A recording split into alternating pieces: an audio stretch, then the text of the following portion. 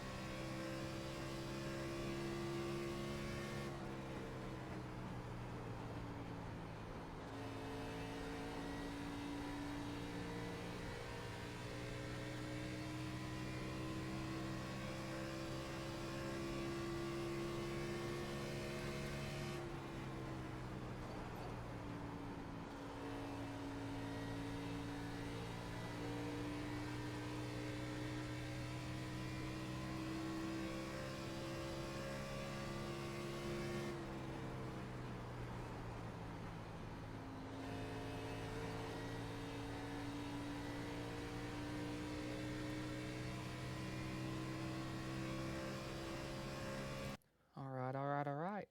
So that's 5 laps. Quick 5 laps here, about 30 seconds per lap. So I want to go to our quick time, lap 3.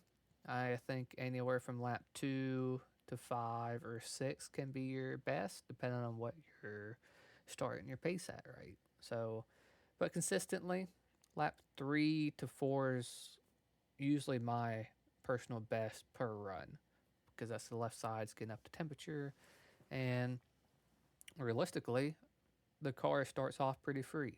And to understand why is because with this track temp, the car is building tight. It's building tighter with the fronts, where the front's rising, dynamically, and the rear is also raising dynamically. So you're going to be a little bit more free in, going to be a little bit tighter in the center, especially when you're picking up throttle. So let's remember those qualities, and then we'll go through these corners so you guys understand the full scope of it. But let's go to our 98 here on lap 3. and get this closer to our starting point. Now, this Rackley Roofing logo that you guys obviously see on the screen here on the wall, I'm not perfectly straight with the wall here, right? I'm not at the parallel angle with the wall, as soon as the Rackley logo start. So let's inch it closer, and you'll see at the end of it, right here, is essentially where I am really the parallel angle, like the exact same angle as that wall, as close as I can get to it, obviously. So now this is the phase I'm already thinking ahead, getting into my lift point, starting to turn away from the wall. But this week we have some brake induced, at the start of a run compared to where we've been, at Charlotte this past week. So we're going to be really focusing on not using too much brake to slow entry speed down, not to use too much brake to cause all the steering angle that we have to have a shallow entry, and additionally, not to delay our entry. So slow it down, turning away from the wall, and then I fully start my lifting phase, right?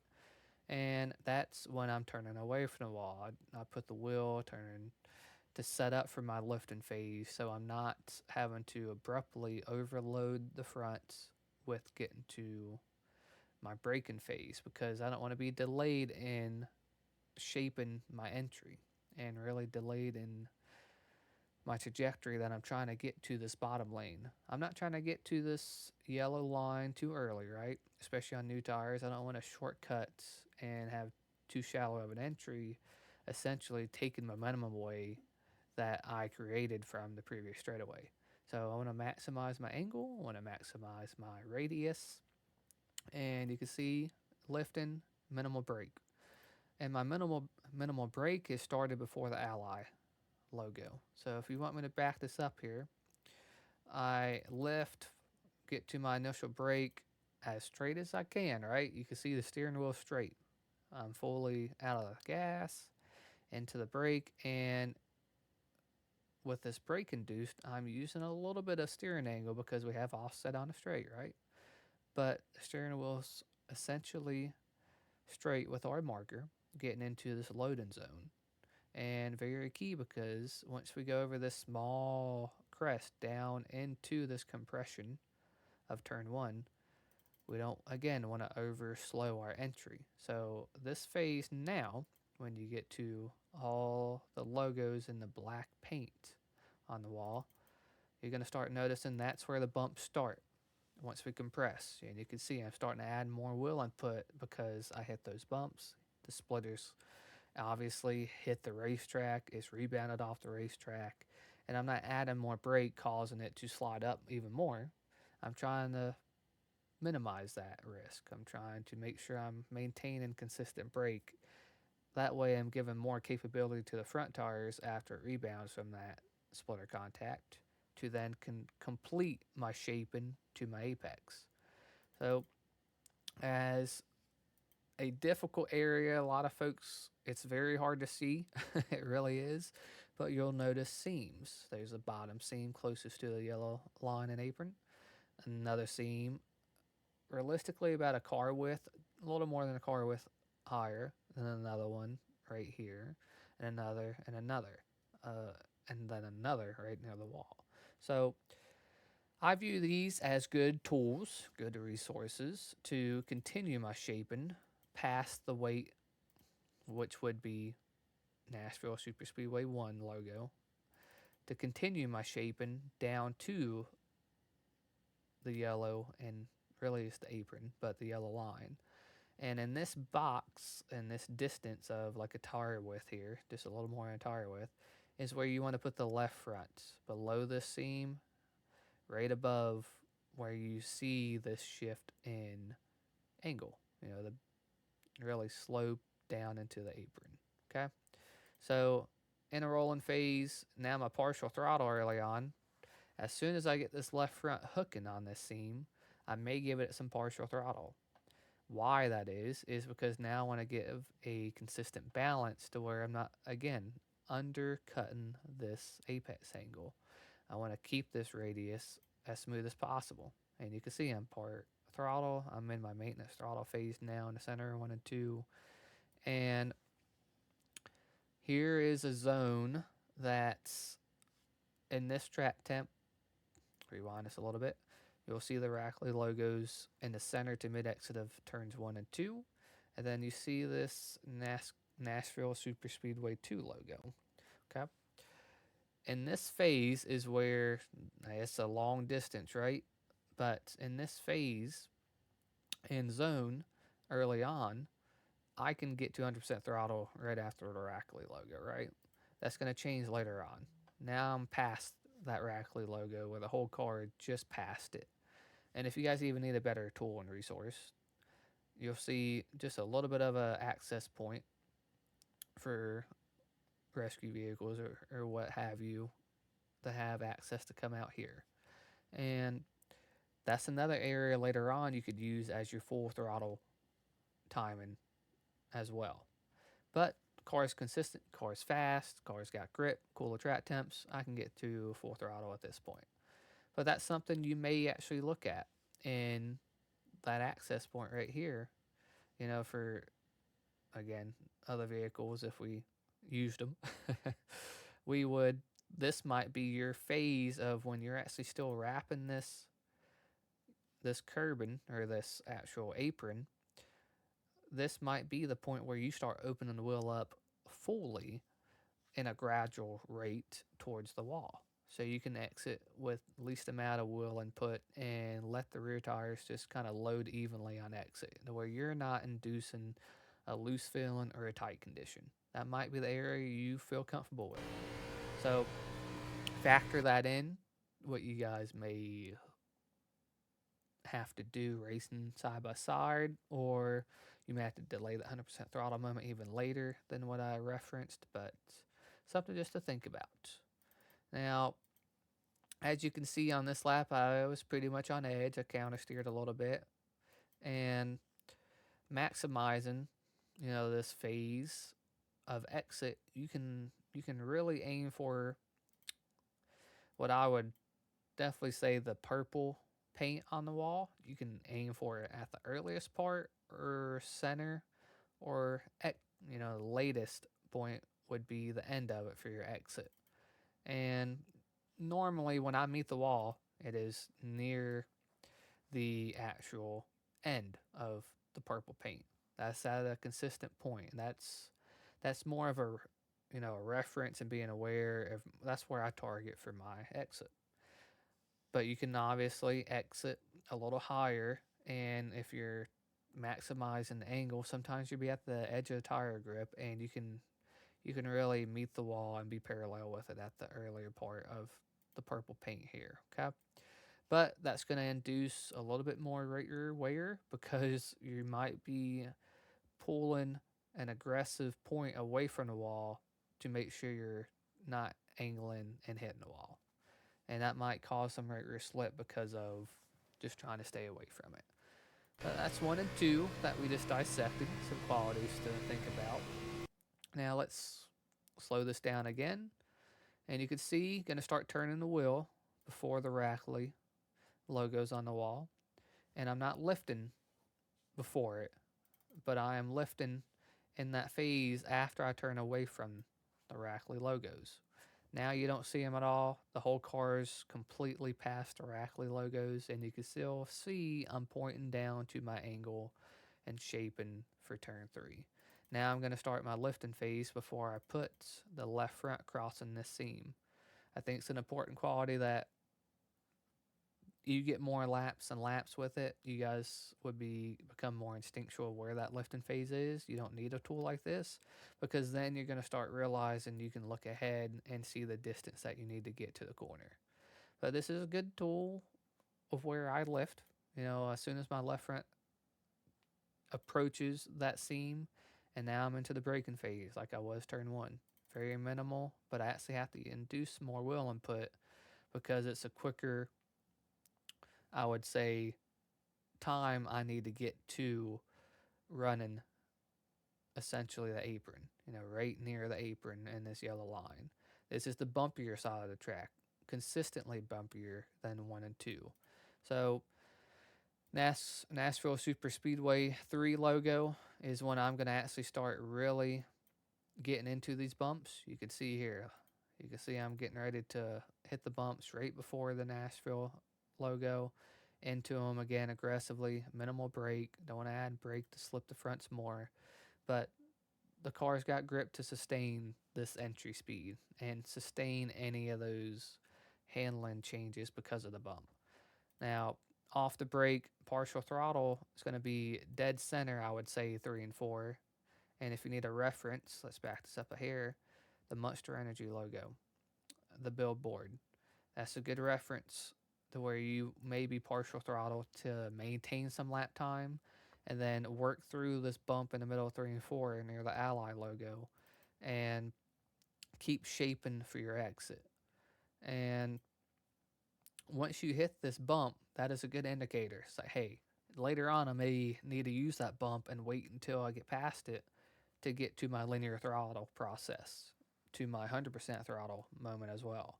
So, very key to remember that, because that will throw a lot of people off because they overcharge entry and that hurts them because of now they still have to work through this bump and they may add too much wheel input.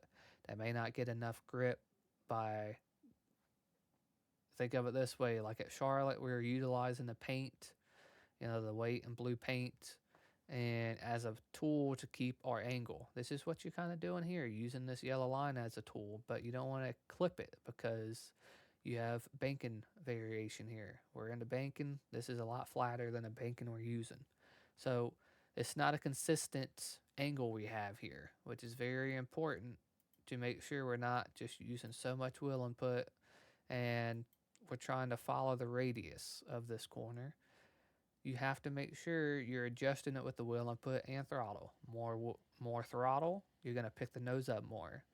More throttle with the wheel input crank to the left, you're actually going to break the car free in a track like this over this bump, and you may have to catch it. So think about those factors. Try to just be smooth with it, work through this bump, and then time your 100% throttle exit. And after that bump, you should have a lot of capability in opening entry or exit up.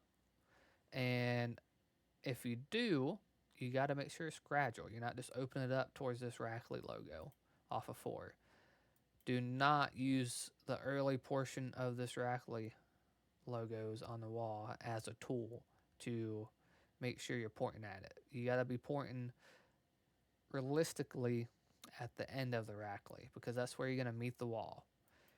As you can see, I exit right here. So let's go to chase view, and you can see right here is where I'm parallel with the wall well after it, right? That's where I meet the exit of the wall. You don't want to exit too early because then you're just going to push tight. You have to get out of throttle. Getting out of throttle with all the wheel input you have is going to take so much exit speed away, and you also may still get tight because of still pushing towards the wall and compromising your exit. So I'm going to let this play for one lap in chase view and on my lap 4, and then we're going to go to our lap 25 and let that play through. You can see a transition period.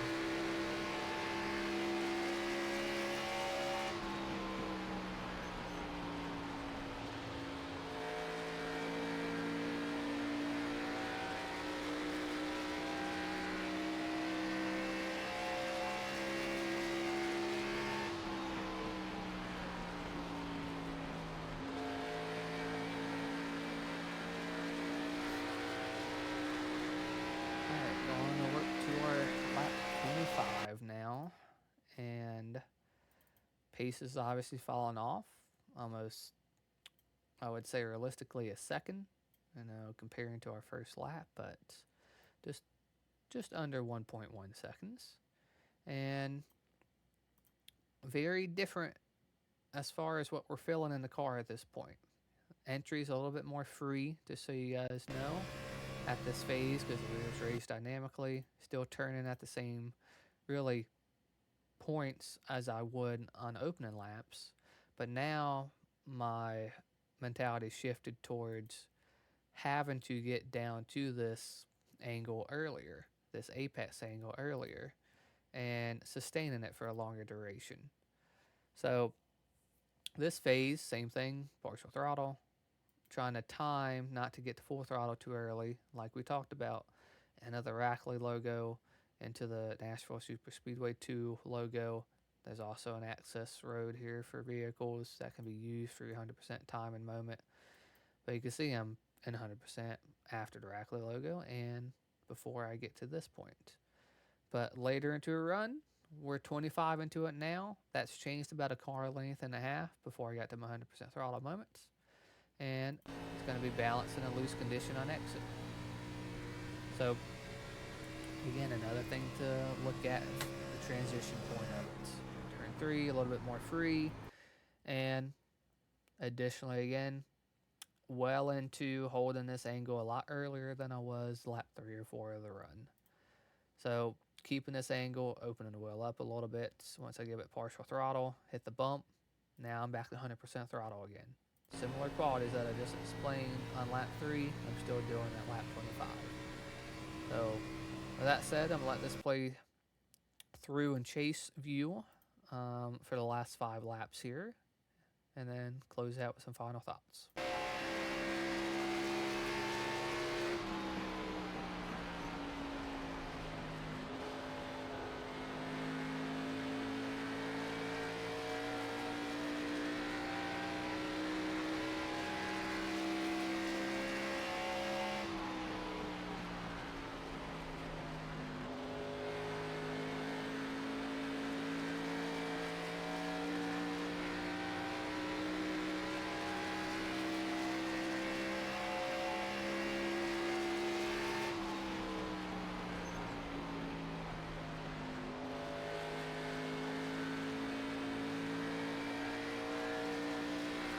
Actually going to switch the last 2 laps here to the cockpit view, the driver's perspective, so you guys can see it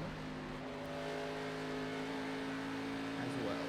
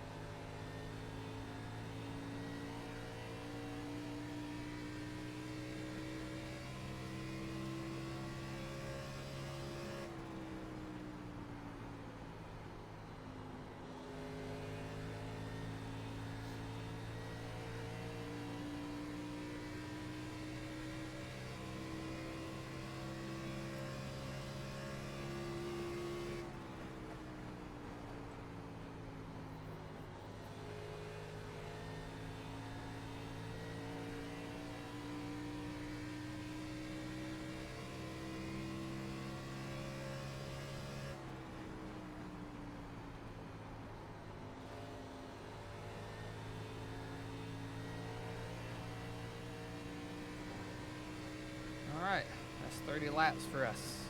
Ended at a 31:13, started at a 30.02, but ran a quick time of a 29:98 on lap 3. So, yeah, I mean, realistically, this car is going to start free. It's going to build freer on entry.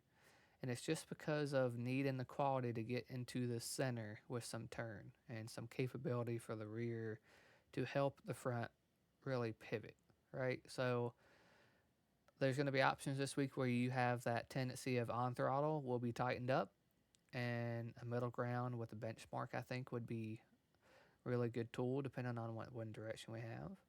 But I used the looser option this week. Pretty good with where that's at as far as what we need to get the car to rotate and get into 100% throttle. So, But yeah, with that said, that's going to do it for us this week. Again, as always, if you guys need anything, just a DM away or a Discord tag away. So just please reach out and I will help you guys throughout the week. Have a good night and evening, morning, or afternoon.